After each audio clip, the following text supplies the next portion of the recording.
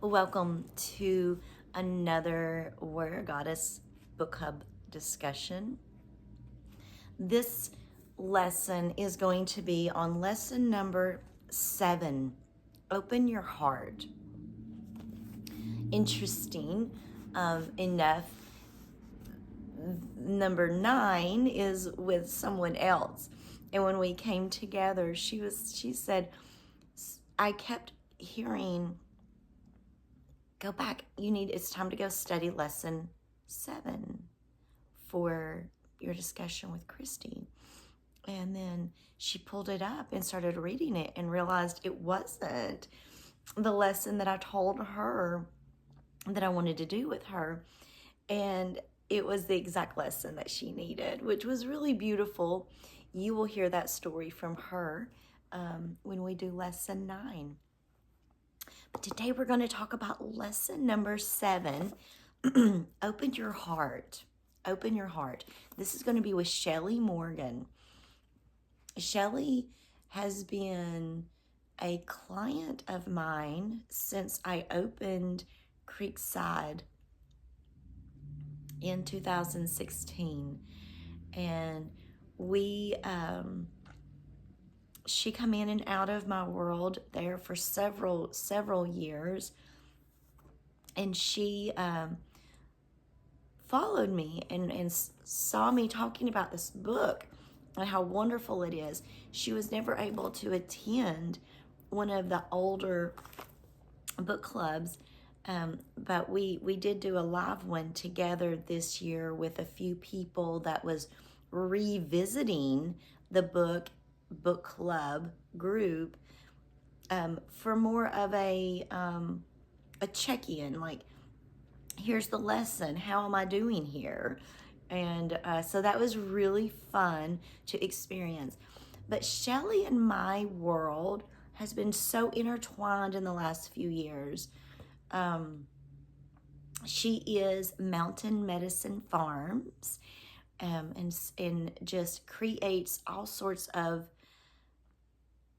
medicine from the herbs and the plants and the food that she's growing, and has become a fabulous resource for me to work with. And so if I think of anyone that practices an open heart,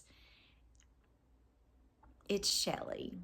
Shelley is pure love, just oozing out of her. And that is it. She is just an open heart, just a pure open heart. And there is just no one else that I could imagine talking about that lesson with you today with than Miss Shelley. So without any more hesitation, let's dive in to lesson number 7, Open Your Heart with Shelley. Welcome back. We are here with Warrior Goddess, lesson number 7, Open Your Heart. And we are on location. I just have to mention this because it's just a beautiful day. What a beautiful place to be in. So I'm grateful that Shelley has welcomed all of us to her home, her farm. And in the description, I will give some details to Mountain Medicine Farms and all the wonderful offerings that Shelley has here. So we are on lesson 7, Open Your Heart. Seeking love keeps you from the awareness that you already have it, that you are it. And this is Byron Katie. And that makes me think of the Magical Kitchen story and the Mastery of Love of Donna Ruiz. I was just talking about that story yesterday, so kind of beautiful that it's the alignment there. So anytime you're seeking outside of you, anything outside of you, because you have it all, whether that's love, security, right, whatever realization that it's not, it's not something you have to go outside of yourself to find.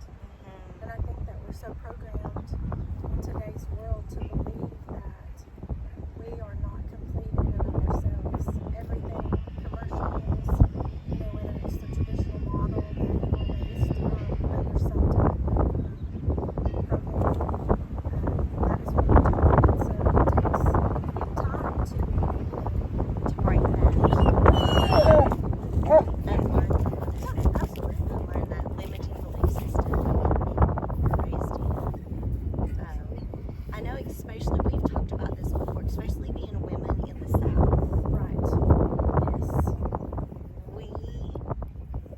Our generation and the ones before, now I think that we broke that cycle for the most part. Right. But Just took 50 years. but I know I was raised being told that my purpose is Tight, go. to Go home. Go home. Sorry. my purpose is to just be here for the man that God's created for me. Right. Right. Yeah. Right. And and To have children. to have children, to have the home, to have the whole thing. And it's just this one person Right. out there that was created Right, for me, and I have right. to sit and wait Right. on this Right. one person Right. to show up and collect me. Right. Good luck. Right. Talk about a fairy tale. Right. Oh my goodness. No wonder people are so disenchanted. Titan. Mhm. 9. Go. Titan, go home. Go home. I did it. We played for some time. We were throwing the That's blank. why he feels so comfortable coming over now. He's like, come on, this is my playmate. Like, I don't know what you were trying to do, but this is what I was like, I have started something. Oh, This is not He'll a good never idea. forget. He'll never forget. Yeah, that's for sure. So she goes in here saying, for years I understood the concepts of loving more and unconditional acceptance. I knew the woman I wanted to be, more loving, more accepting, more compassionate. But in day-to-day living, I struggled with keeping my heart open, especially when I felt afraid, right? I noticed, she says, in my own quest to soften my heart, I noticed the direct correlation between my heart and my judge. So when my own critical voice was loud, my heart was closed. And I remember, this was probably last year, there was a text conversation going back and forth with me and somebody, and I didn't care for the way that it was going, and I immediately responded back with a quick snip, okay, I hope you have a great day. And I felt myself shutting down. Like, I didn't feel comfortable in the direction of the conversation. It was awkward, and instead of sitting in it and completing it, I was quickly like shut down mode. But I felt it, and I went, no, we're either going to shut down now. Feel the feelings. Just sense the feeling you pass. Yeah. And so I came back and like re-engaged and like completed that. Sure. Go, Titan, go. He's like making me try the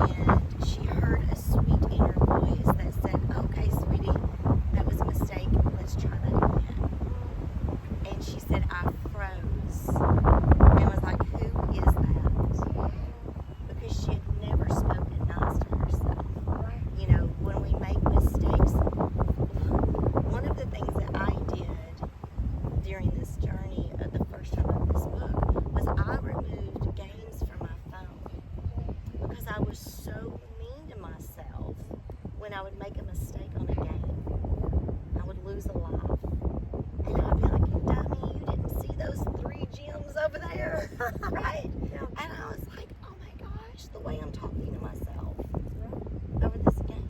Right. Something so insignificant, Yeah. but you become so used to it Uh-huh. that it was a normal thing. A normal thing. So when she first heard herself speak kindly, she said I froze. And then she said I was suspicious. As if an old enemy had suddenly started to bring me chocolate and send me flowers. Why was I being nice to myself? And like, how beautiful when we can get to that point where we are.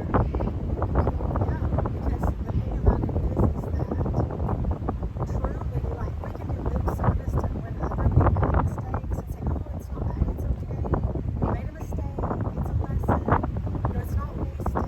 We don't do that to ourselves. So the true thing is, if we're not doing it for ourselves, we're really not doing it for anybody else. We're just saying, right? It's not a, there hasn't We're been not core living change. the practice. No, it hasn't been. Yeah. So that's, to me, that's like, Bill. Is going off on that says, give this gift to yourself first.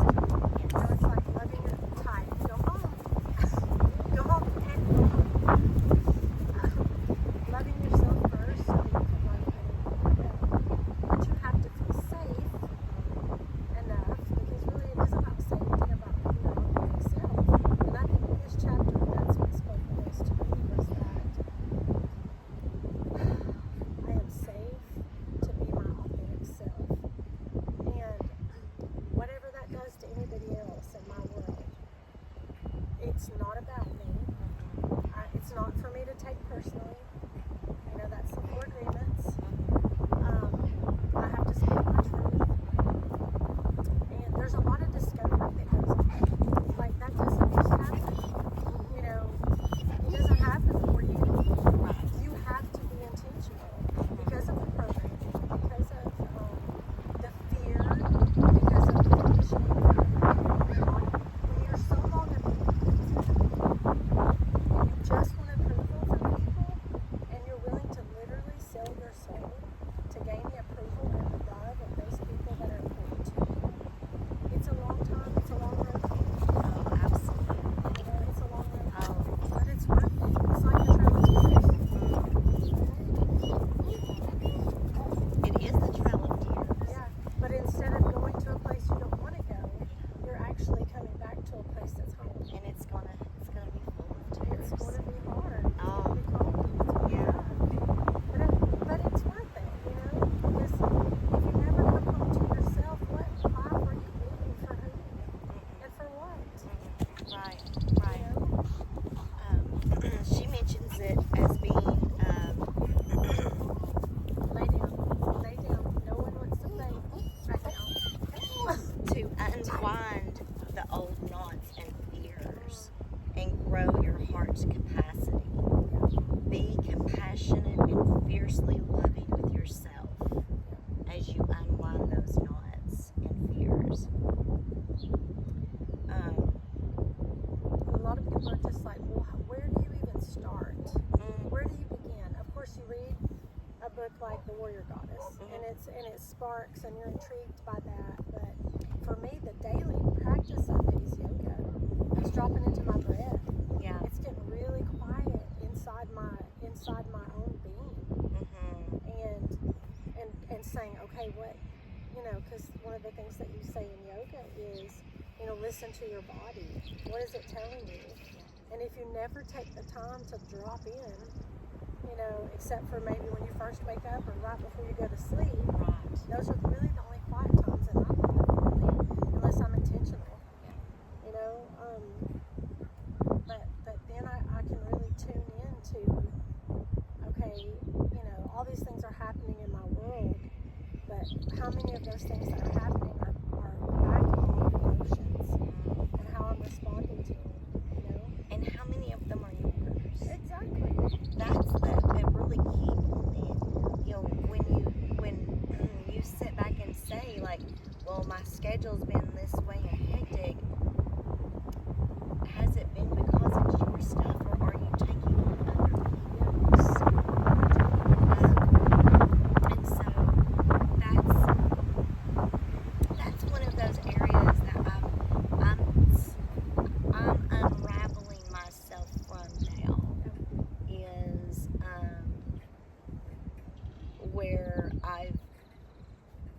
consciously created this environment, this atmosphere where I am doing so much for so many people, but that no longer is serving me and where I'm headed. And so, like, to be honest with yourself, and to get there, you have to sit still with yourself. And sometimes your body will put you in a position where you don't have a choice But to be still. right. Mine has shut down so many. There's been so many times where my body has stopped me when I would not stop me. Where I needed to say things, but I wasn't saying things, so my voice went away until I appreciated the ability to speak, and I started speaking some truths. Right. And you're quiet. When you can't speak, you're quiet. Yeah. And that's when you can really, you go on this archaeological journey into the ancient part of yourself that we bury so many things because we're afraid of the outcome if we're really honest about how we're feeling at the time. So, open your heart. It's cliche, open your heart, so that you can receive the abundance that's meant for you tonight. Go home. Go home. Go home. You just can't do it. I'm fun to play with. Yeah. There's an attraction happening. So I love here where she talks about the heart math solution. So there's a book called The Heart Math Solution by Doc Child and Howard Martin. And through scientific research, they have proven that the heart is not just an organ that pumps blood. It is true intellectual center of our being. The heart has 40,000 neurons, as many as the brain. All the science evidence-based folks that should ring a bell. Yeah, the heart has as many neurons as the brain. I have often intuitively know stuff. Yes. I've meant to read that book. I have not read that book yet, but I will. Yeah, it sounds like it would very be good. interesting. Yeah. But then on 92, she says, so how do you access your heart's wisdom? At its core, your heart is a great teacher and friend. But around this core of truth is a gnarled web of mental lies and fears. So when you bring your awareness into the light of your true heart, you can illuminate and release the mental stories that close your heart. And so it's just like that conversation that I didn't want to have. It's having that, it's feeling that, it's releasing that instead of just shutting down and numbing. In whatever way. Sure. Avoidance. Isolation. Mm-hmm. It doesn't have to be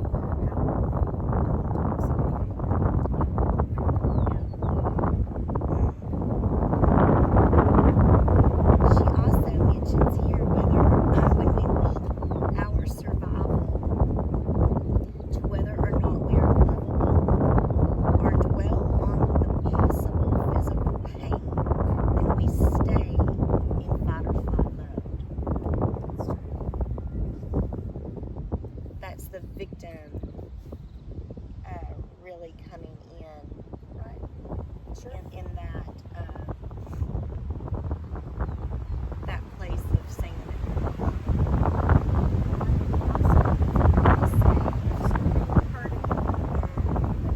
abused,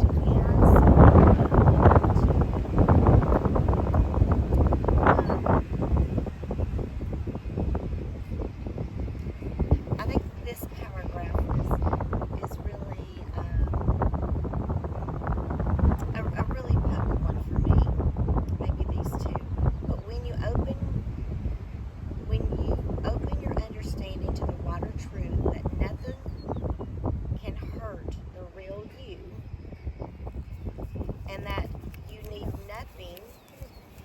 going to complete you.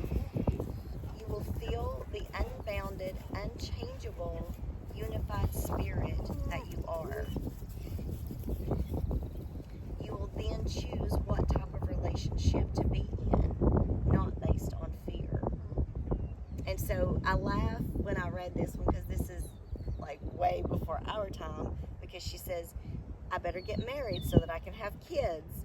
At least it's better than living alone. You know, we're not in that phase of life, Right. but we are in another phase of life of the older years Right. of spending the quiet years alone, Right. or with somebody, Sure. in the right companionship. You better get with somebody because you don't want to die alone. You don't want to die alone. Right. I've heard that by some of my elders recently that don't live in this world. Right. You know. Right. Well, what I like to think about too is that thinking was predominant in when we were at that stage. Yeah. But now we have grandchildren Yeah. that we get to be like a living testimony to what it looks like to have walked through that season, because we did follow that. We did. We did follow that grid. We did get married. We did have children. But now we have an opportunity based off of our experiences to speak life into a generation that you have no options. I know that we have joked about the story of Jasper. My 6-year-old grandson recently asking me if I've ever been married, because He hasn't known you. he's not known me to be with anyone. And he sees other people, in relationships, but it's always just me. And so that was a fun conversation. And I thought, wow, observant. And it's funny because looking at my Facebook memories, he mentioned this a couple of years ago as well. So he would have been about 4 at that time.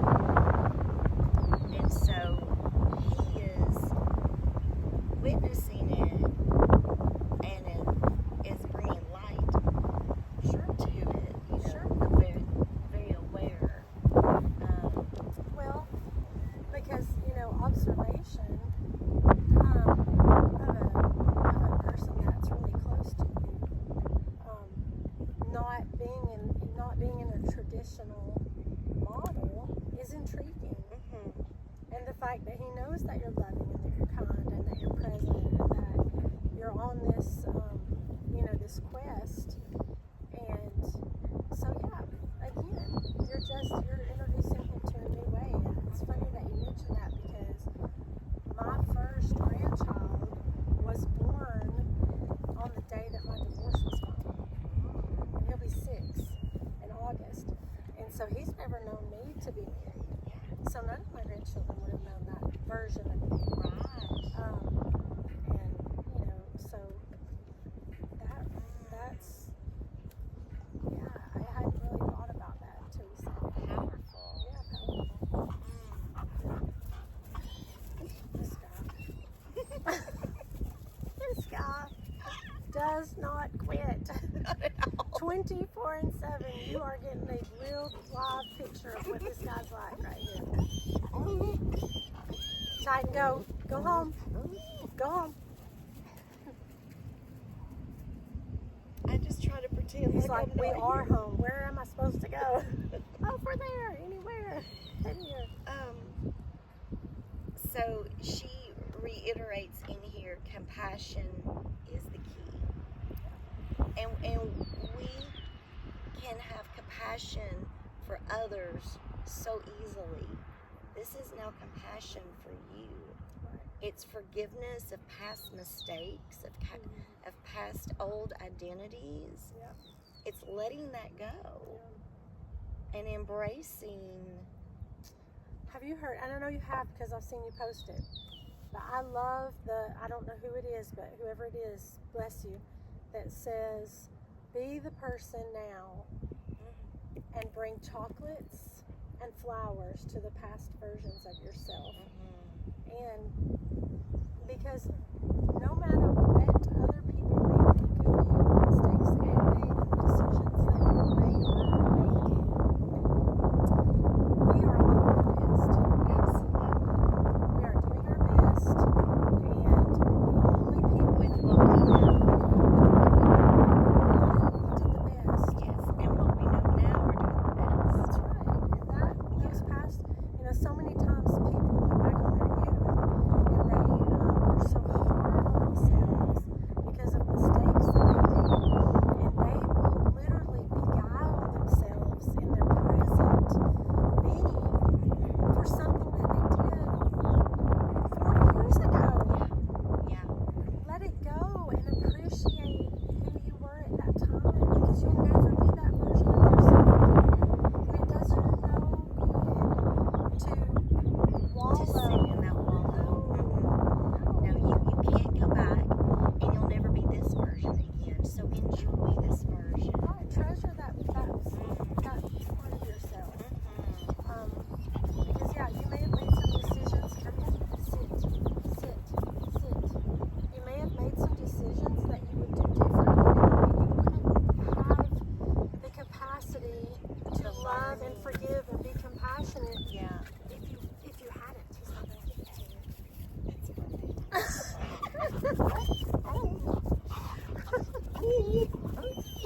We can't do it right now. Go sit down later. Later, sir. Come back later. Thank you.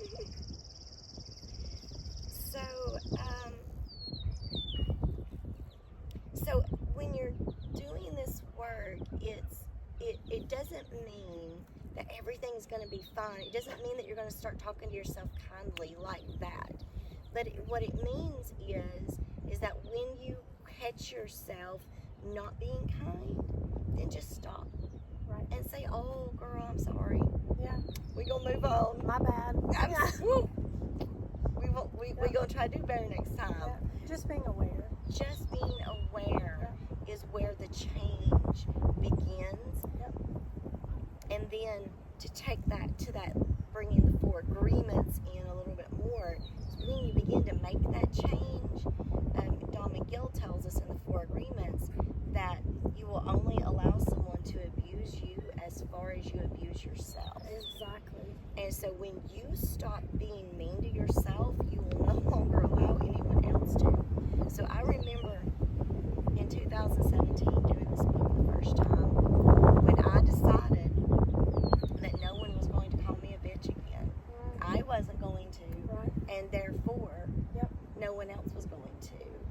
And so I told the friends, in my world, that I said, from here on out, I will only be referred to as Christy, love, sweetie, sis, mom, anything like that, but nothing derogatory. Right. I know sometimes we think it's funny to be like, "Hey, bitch, hey, whatever." It's not. No, those are fighting words. It's not funny. No, It's not no. sweet. It's not enduring. No. And so I chose very long ago that I would not do it, and therefore no one else would. And so, like, over the years, I'd seen an ex-love of mine a meme that was like, "I'm a, I don't know, warrior, goddess, fierce, blah, blah, blah, blah, blah," and it had the word bitch in it. And I was like, just for clarification, that was just the meme that I saw. All the other words are very true. That is nowhere given permission to start referring to me as a bitch. And so it was me, this is just a funny meme, and I'm not okay with that word. But So, you're aware. yeah, so like, just know, Good. Yeah. And, Yeah, nature, I was in a greenhouse this morning working, and nature really does teach us everything we need to know. So if you think about your heart with all those neurons, like your brain, so your heart has the capacity to think and feel and all the things. when you plant a seed, whatever that seed might be, you have the choice for it to be a noxious, weed that does nothing but depletes your A soul. parasite. Right. You have the choice. Or you can plant a seed that is going to nourish you, that's going to nourish other people. And that is your choice by the way that you speak, because there is power of life and death in the words that we speak to each other and to ourselves. And I was in there this morning, and I was thinking about this conversation that we're gonna have. And I was like, I think what we should do is, like, when we meet people, we should have, have you seen those plant care little things that come in the plant? Yes. And it tells you this plant does well in full sun or part shade. It needs so much water. It will grow under optimal circumstances. It will grow to be this high and this big. The roots are this deep. I think that when we meet, go sit down. Go sit down. No, sit down. We should give people a blanket, plant care, to say, do you know how to care for yourself? Please write it down and tell me, so that I'll know if I'm in the full sun or if that's something, but you have to have discovery. You have to sit with yourself to know those things. So that makes me think of a Brene Brown thing. So it was, I think it was a podcast that I was listening to, and not one of her books that I read. But she said that her and her, well, there's two things. One, her and her husband they come to each other with, I'm coming at 50%. Oh, yeah. I'm coming at 15%. Yeah. And he's like, okay, I got your other 85. Yeah. I've got this. So they come in at the end of their day, and this is what I have to work with. This is my capacity. This is my capacity for the evening. And then the other thing that she mentioned is when somebody asks something of her, she now says, paint it done for me. Tell me what done looks like for you in this project. And that way I'm not just over here doing what I'm assuming is working and what you're wanting from my experience and you telling me do this, but now I want you to give me what does done look like. Sure. And I think those are two beautiful things to practice. Absolutely. Yeah, sometimes you don't know what doing something and finding out that it's not what you want is just as valuable as figuring out what it is that you do want and that you do like and what you do need. Yes. But you don't just arrive there. No. You don't wake up one morning and go, oh, I know it takes experiences. Yeah. And That's why nothing's wasted. Yeah, Right? yeah. And you practice that paint it done for me this morning when you text, hey, do you have questions that we're going to do? Or do you, how do you want this to look? Paint this done for me. Yeah. Right? Well, and I've learned because, when you interact with people on any level, but especially when you interact with people, like, I don't have just random connections with people.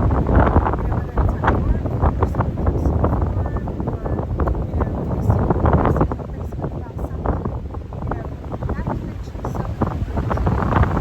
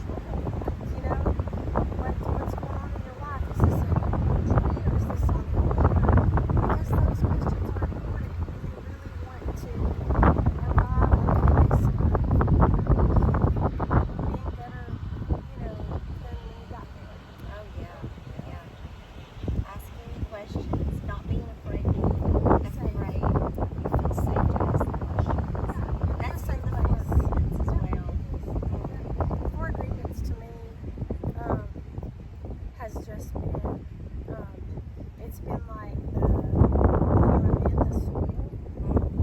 So your soil is depleted, and you do a soil test, and it says, oh, you need nitrogen, or you need phosphorus, something, whatever. The four agreements, that's what they are to me.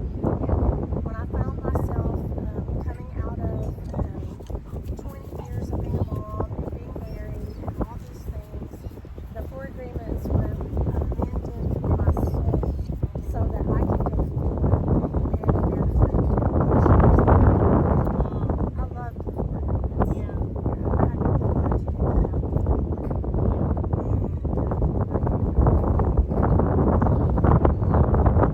So one of the exercises that she is very potent on here is the meta practice, and we love the meta practice, Yes, that's where my loving kindness face serum name came from. right? Was the meta The practice. meta practice, Yes. and again, she even mentions in here, if you've been hard on yourself, sending yourself love is going to be hard It's very to hard. begin with. And so, what you want to do when you start a meta practice of sending love and kindness, start with someone you already cherish and love. Make it easy. You know, that may be a mom, a dad, a child, a grandchild, a pet. You know, whatever, whomever, and then, you know, and feel into that feeling sense of, you know, you think about them grandbabies and The warm fuzzies. the warm fuzzies that comes in, and then feel that, and then say, okay, now I send that to you. Yeah. And so, you know, doing that practice, and it's a practice, which means it's not going to be successful the first time. Nope. It's something that you will come back to and come back to. And truly, it takes seconds to do a loving kindness practice. And so it really is something that you can bring in every day. And even in the moment, you know, so if you feel your heart close because of a situation, you might go, oh, okay, I'm going to open up. I'm sending out love and kindness here instead of closing. Yeah, absolutely. Yeah, that. So every morning and every evening, so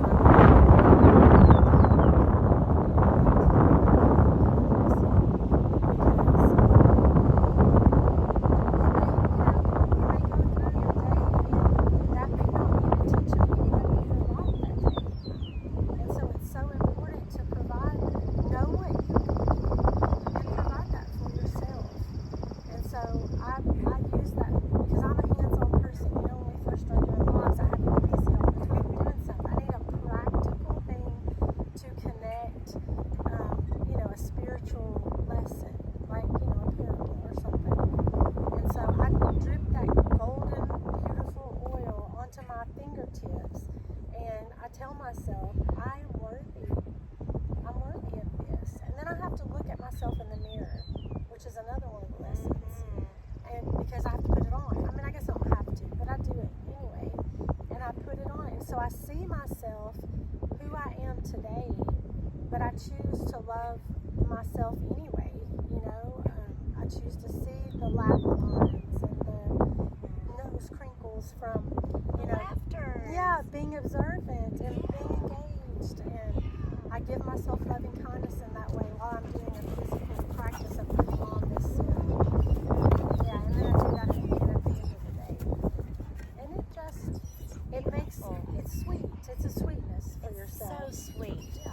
And you deserve all the sweetness that you give to everyone else. Exactly. For yourself. Exactly. Yeah. That's right. Yeah. I'm just loving you. Yeah. You're getting loving kindness type. I know. He's just desperate for it. You He's can somebody tell that he is who has so to- neglected. Yeah, a physical thing to do is throw in this piece of wood. So one of the exercises that I feel, and this is the ending, is what feeds at your heart. When you're making a decision, ask yourself, does this nourish my heart? What shift do I need to make so that my heart feels fed? Get beyond your stories of what you want and listen to your heart, not your mind. You will need to get quiet and listen in a new way. There may still be fear and difficult choices, but your heart's voice rings sweetly. And I have a friend, I've got a note here, and this was from one of my first time doing this book. I have a friend in Chattanooga named Love. Yeah. You know Lori. And Lori loves the world. She loves the flowers and the bees and the dirt and the rocks. And it is so precious to be with her, whether in her living room or mine or outside, and watch her interact with everything. The cup of tea is, oh my goodness, it's so much pouring of love out. So my note here was, I want to embody the love that I see Lori showering the world. And she gives that to herself. She's been walking this healing journey for, I don't know, decades, you know, and so the fruit is there, so you see it. Well, you get to taste it. You know, you get to experience it. Yeah. So beautiful. Do you have anything else that you want to say before we close up? So just that Either. you're worth it, and Do it. Do the things that feed your heart. And that's going to be making a list of the things that fire you up. And if you don't know what those are, I was there at one point where I'm like, I don't know. Do you know what that means? Everything and anything was possible. That made me very curious. I tried old things that I enjoyed before. Some I still did, some I didn't. I tried things that I didn't enjoy before. Some I now do. You know, and so it was really allowing myself to open up and explore everything.